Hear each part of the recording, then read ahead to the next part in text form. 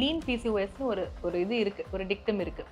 இவங்க ஒல்லியாக தான் இருப்பாங்க, பெருசாக சாப்பிடலாம் மாட்டாங்க, ஆனாலும் அவங்களுக்கு இந்த சிம்டம் இருக்கும். ப்ரெக்னென்ட் விமன் இருக்காங்க, அவங்களுக்கு ஏற்கனவே பிசிஓஎஸ் இருந்து தான் அவங்க ப்ரெக்னென்ட் ஆகுறாங்க அப்படின்னா, திடீர்னு பார்த்தீங்கன்னா நிறைய டேஸ் ஆஃப் ப்ளீடிங் ஆகும், அப்புறம் ப்ளீடிங்கே இருக்காது. அப்பயும் அவங்களுக்கு நிறைய அந்த மாதிரி ரிலேட்டட் ப்ராப்ளம்ஸ் இருக்கும். நீங்கள் எந்த எக்ஸசைஸும் பண்ண மாட்டீங்க, நான் ஜங்க் ஃபுட் தான் சாப்பிடுவேன், ப்ராசஸ் ஃபுட் தான் சாப்பிடுவேன், நான் எக்ஸசைஸே பண்ண மாட்டேன் அப்படின்னா, டெஃபினட்டாக அவங்களுக்கு இந்த மாதிரி பில்ஸ் கொடுத்தா தான் பீரியட்ஸ் வரும்.